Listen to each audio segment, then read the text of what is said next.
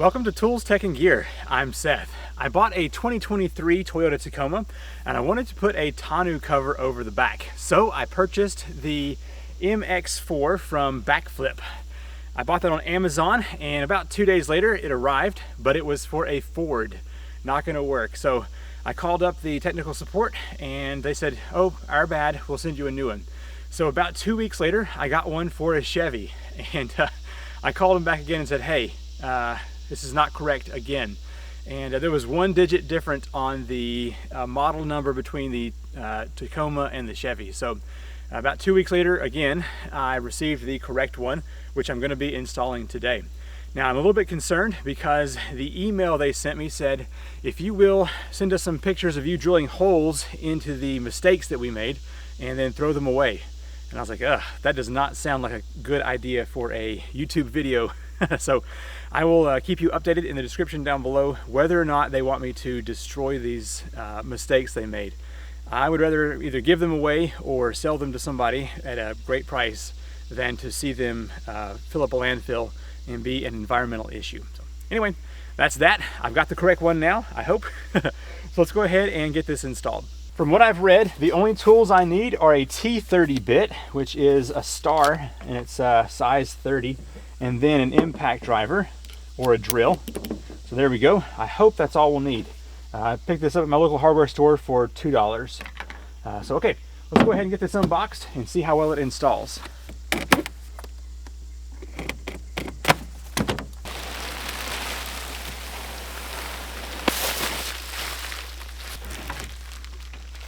The kit has the actual tonneau cover right here. It has 2 rails, and then it has this bag of hardware. Go ahead and dump this out of here. So a couple of tubes for draining. I will have to have a drill to put those up here, I believe. Let's see, I'll go over all of these instructions in just a moment. I got some foam. These pads go underneath the top rail right there. And then these right here will lower. So basically you can keep your same tie down system with this track, but it will just drop it down a little bit.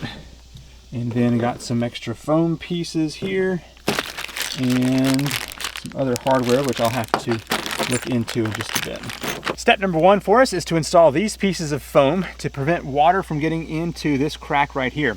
To do that, I've got my Torx driver, and there are some screws down in here that have to be removed.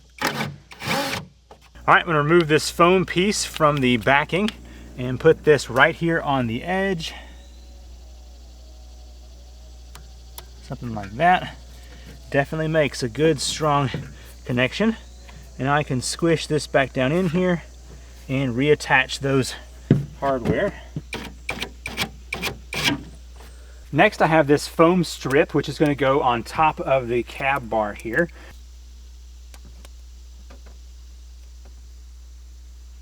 Now it's time to remove the factory rail system, which is used to tie down things. And you can see it also has those T30 screws down in here. So I'm going to go ahead and remove those.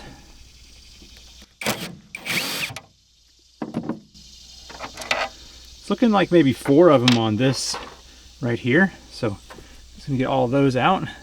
Now I have these short bed Tacoma, so I need to have 4 of these aluminum brackets. And these are going to be sliding into the rail system here. This will attach to where the factory rail came off of, and down here is where the factory rail will now go back to. So to get these installed, there is a little track system halfway down on the Bakflip rail, and that is just going to allow this piece to slide into just like that. So you take the top of that point, stick it right down in there and slide that in. Now these will match up the holes from where the factory rail was. So you have to slide them down a bit to get there. And so you'll have 2 extras if you're using the short bed like I am here. Now this kit came with some short screws and long screws, and so I'm going to be using the long ones here to go from the mounting system here into the truck. And so I need to line these up to match up with the factory rail screw holes there.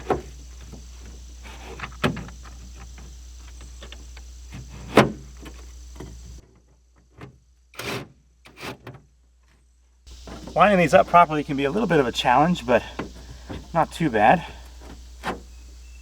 Now that I have the Bakflip rail installed, it's time to reinstall the factory rail for using my tie downs. And so included in the kit from the Bakflip was the little tiny screws. They still use the same M30, but those are just going to be used to reattach the factory rail here. And so I'm going to hold that up, match up those holes, and then reinstall this with those smaller screws.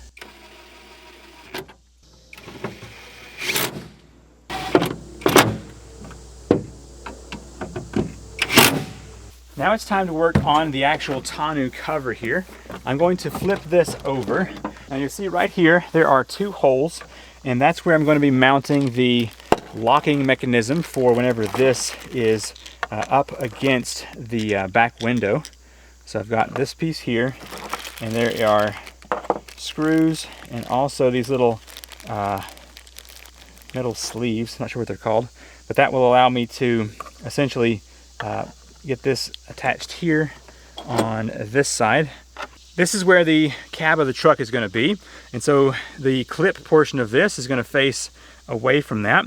I'm going to take this little metal sleeve, stick that up into the hole from down below, and then I'm going to take the Phillips head screw here and put this into the top. I'm just going to tighten that down. The instructions say use a screwdriver by hand and don't try to use a drill or an impact driver because you'll have issues. All right, now it's time to get the cover in place. I'm just going to slide this up here. I'm going to set this onto that track there in the front.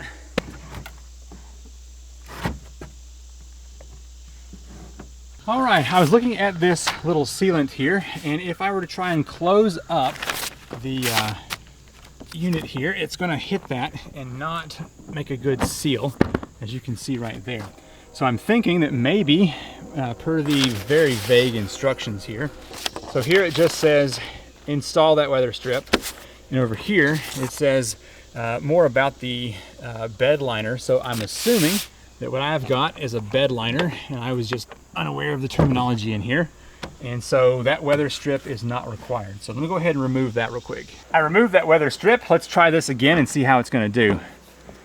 All right, looks like I need to get it about right there. Yeah, that's a much better fit. So you don't have to have that if you've got that bed liner. That's what I'm finding. Now for making this connection, you can pull the protective blue sleeve off of this bolt and put one of the water resistant washers on here. Stick that down in the hole. There we go. Break the seal on that. Stick that down in there, and then I'm going to use one of these hand tightening nuts with one of these washers and a locking washer. I closed up the tailgate to make sure everything was squared off back there, and then everything seems to be squared off up here at the front as well. So now it's time to open this back up and install these nuts with the locking washer, the regular washer, and this waterproof washer. And that will go on the underside and tighten down nice and tight. All right, it's very cramped up under here, but the order of operations is going to be rubber washer first, big metal washer, and then after that is this locking washer, and then after that is this hand tightening nut. So I'm not sure if I can show this here with holding this camera this way, but let's give it a try. So get these up here like that. All right, there we go. I finally got it started.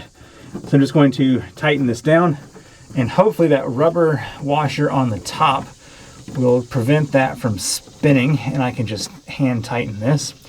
Now, in order to keep this edge right here from bumping up against the truck and causing issues, I'm going to put those foam right here, and that way whenever it folds up, it will have some pad on there. So that's where these foam strips go.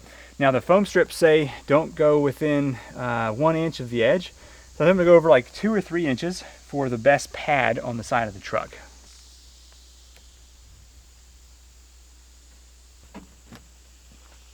So as you can see now with just that one pad right there, when this flips up, it will make contact with the back of the truck and not cause any damage. All right, time to check out the functionality of this tonneau cover.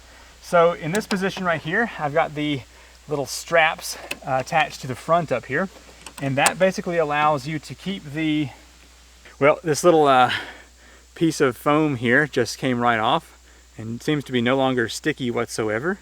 I may try to put a little bit of super glue on there and keep that down. I don't know if it'll work or not. Okay, so with these little straps in right here, this piece can't fly up, but this piece is locked down, and that will keep you with kind of a half bed situation. You can undo these, clip them back into here for storage. And now I can pull the tab under here and fold this up against the truck, and that will then allow me to use these little kickstands to keep this up against the glass.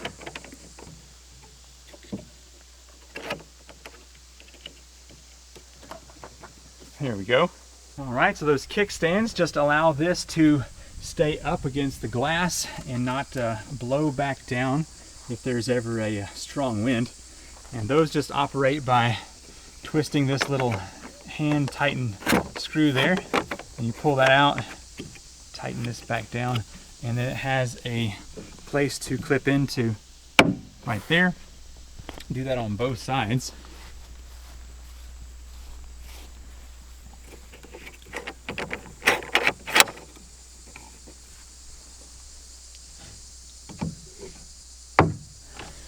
And now I can simply just fold this down, and it should clip into position like that each time it rolls over.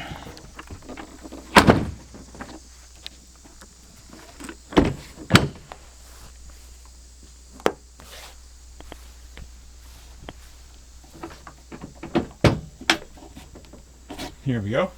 And then I can also close that tailgate with that on, and it makes a nice solid connection there. Now there is one more task that I have not done yet, and that's to install the drain tubes, and those look like this right here. Now I'm actually going to hold off on those to see just how much water gets in this truck through rain. So the idea is places like this right here will allow a little bit of water to go into it.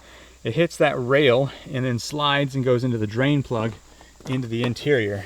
I assume places like that may also let in a little bit of moisture as well. So all that being said, I'm gonna hold on to those drain tubes and see how wet it gets in there. Now, no cover like this is going to be perfect. Water is still going to get in there, but I just want to see what it does before I drill into the bottom of my vehicle. Well, I hope you've enjoyed this quick install video on the Toyota Tacoma MX4 Bakflip tonneau cover. It took a little bit longer than I was anticipating, but it wasn't too bad once I got in there. The main thing to remember is that that strip that goes on the front is only if you have no bed liner in your truck. So I have the bed liner and did not have to have that little foam strip across the front. Like I said before, I'm going to wait to put those drain tubes in here to see how much water actually gets into the truck. I'll let it have several good rainstorms, both driving and parked, and see what gets in the back. Also, I'll let you know, I'll keep a description update to whether or not I'm supposed to either send back those other units or if they want me to drill holes in them.